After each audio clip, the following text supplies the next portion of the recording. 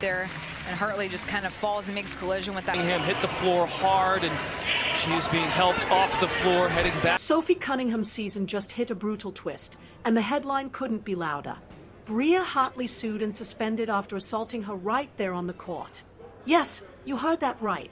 The WNBA's physical edge crossed the line into full-blown reckless chaos. So the question now writes itself, has the league completely lost control? Let's break it down. What's your take? Was this dirty play or just awful luck? Drop your thoughts below. It's sad. It's very, very sad and unfortunate what has happened to Sophie Cunningham. Sophie Cunningham, let's be clear here. Sophie Cunningham was targeted. Let's be very, very clear here. Let's not kid ourselves here. Calling what Bria Hartley did to Sophie Cunningham an accident is like calling a mugging a handshake gone wrong. Everyone saw the clip. Sophie Cunningham didn't just trip. She didn't just stumble. She was taken out. The kind of basketball play that only exists in some bizarre alternate league where the refs might as well be blindfolded mall cops. My goodness. Now, before anyone jumps in with the classic basketball is physical, it happens line, let's set the record straight. There's physical, and then there's targeted assault. Sophie Cunningham, love her or hate her, plays tough, plays aggressive.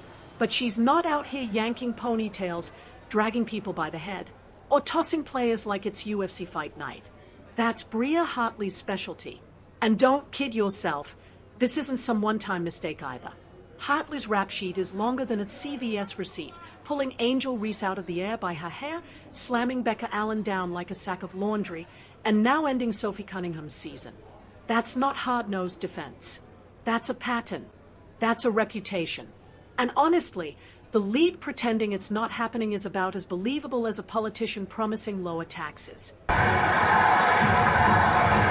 talk to Sophie Cunningham and she'll say, I'm trying to wrap her up. And I do think that's what she was. Let's talk about Sophie for a second, because this isn't just some bench warmer we're talking about.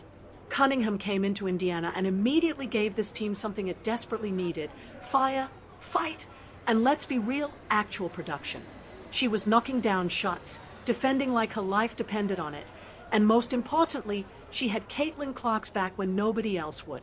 You know how rare that is on this roster. When opponents tried to rough Clark up, Sophie was the one stepping in.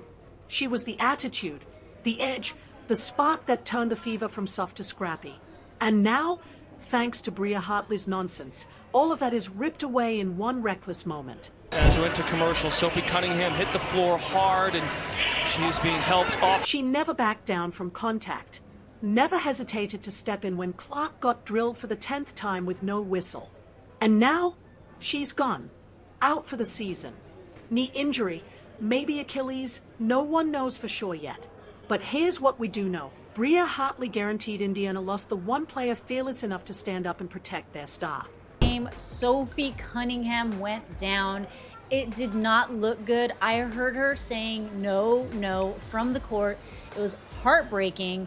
I am hoping, this is the hope, that it is more of like a bruised knee type thing. There aren't many updates as of yet, but she will be getting an MRI, so hopefully we'll hear something tomorrow. But judging by the way that the WNBA, expands on injuries, it's probably not going to be a lot, but my guess is that she's... Now let's zoom out, because this isn't just about one dirty play. This is a league-wide problem. How many injuries have we seen this year?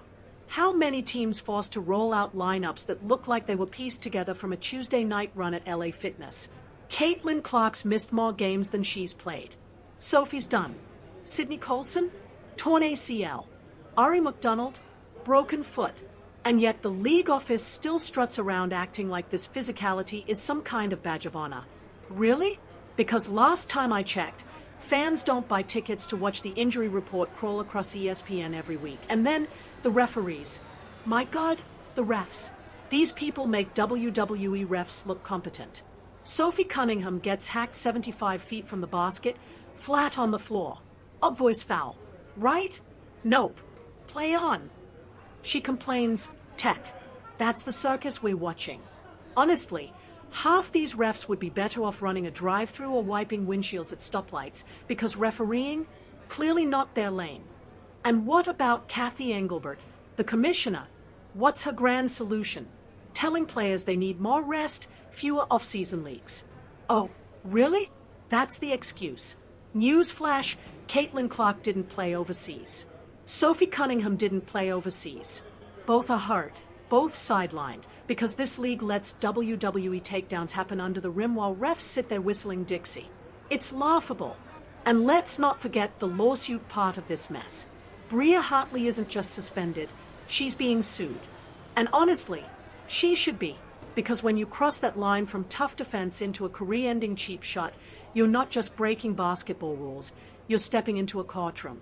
Sophie Cunningham has every right to chase Hartley for damages, lost salary, medical bills, stolen opportunities. It all adds up. And it sends a message. If the league won't protect its players, the courts just might. And don't think this lawsuit ends with Sophie. This thing is about to blow the lid off, because if Hartley can get sued, what's stopping the next player who gets slammed to the floor from doing the same? What's stopping Angel Reese from saying, hey, she yanked my hair, put my career at risk, I'm filing too? The WNBA is walking straight into uncharted waters, and honestly, they brought it on themselves. You want the saddest part? None of this is shocking. Everyone knew Hartley was a problem. Everyone knew she played dirty. Commentators warned about it. Fans called it out. Sophie herself probably braced for it. But the league let it slide because controversy sells, and physical play keeps the old heads saying the women's game is finally tough. Well, congrats, you got your toughness. You also got your stars in rehab and your reputation circling the drain. Look at history. The NBA in the 80s and 90s was the same story.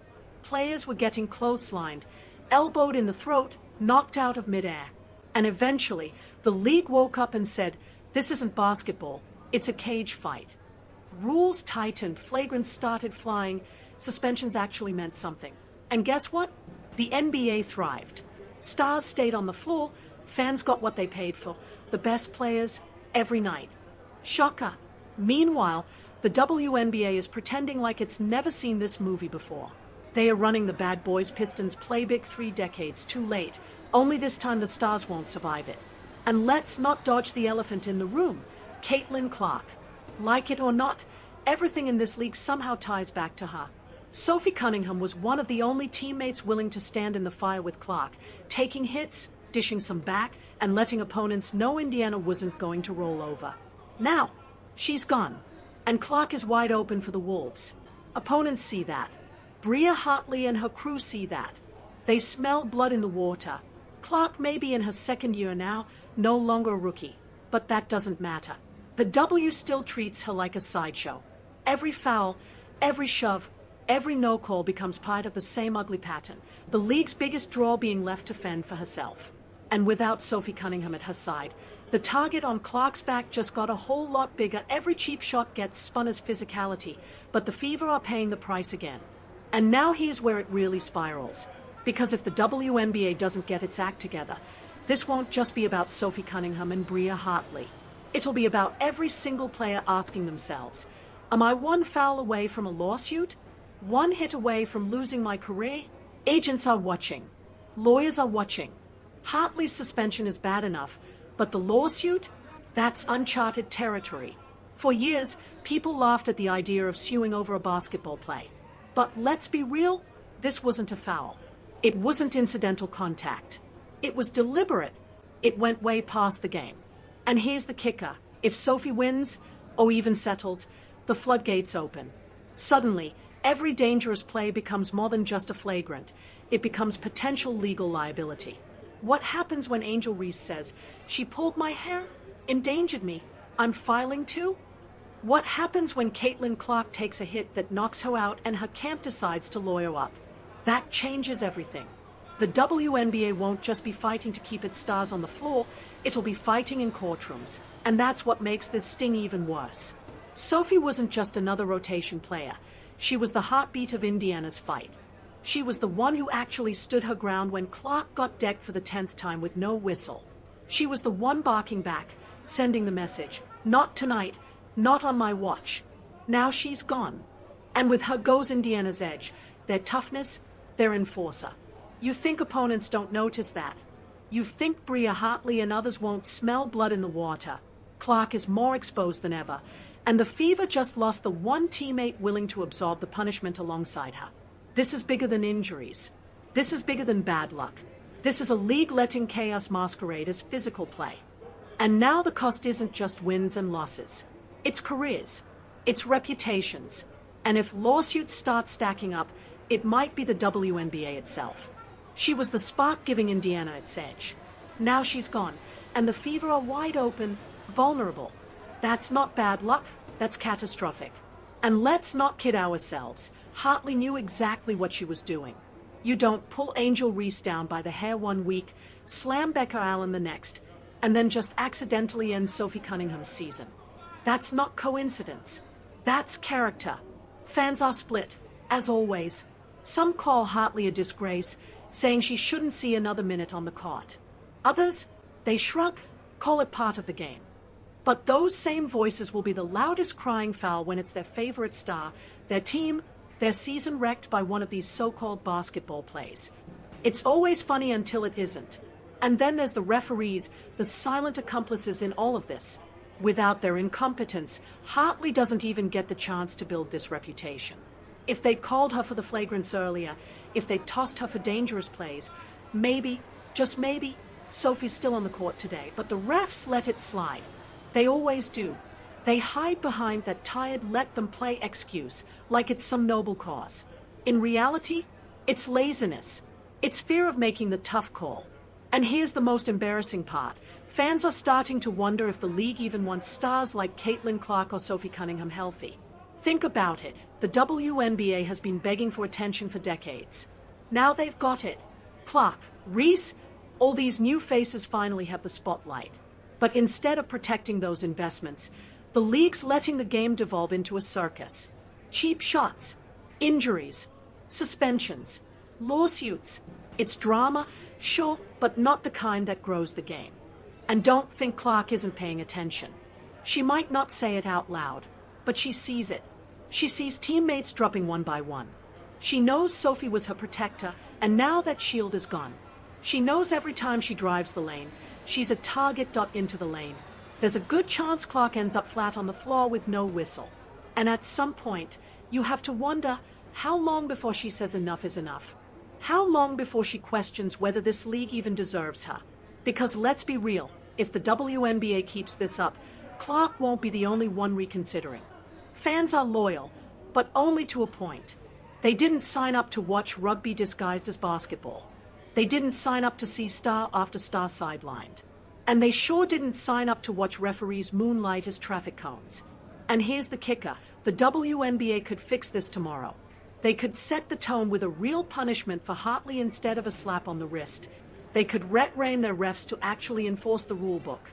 They could finally make player safety a priority instead of pretending toughness is the same thing as reckless violence. But will they? History says no. Instead, they'll sweep it under the rug, issue a half-hearted statement, and hope the outrage dies down that statement, and then act shocked when the next injury happens. Meanwhile, Sophie Cunningham's career hangs in the balance. Because injuries like this don't just dissipate. They linger, they change careers. Sophie wasn't just having a good season. She was redefining herself, proving she could be more than a role player. And Hartley may have ripped that away. And for what? To send a message? To look tough? Please. It's pathetic. It's desperate. And it's killing the league from the inside out. So yes, Bria Hartley got suspended. Yes, she's being sued. But that's not enough. The real question is, what's the WNBA going to do to stop this from happening again? Because if the answer is nothing, then buckle up.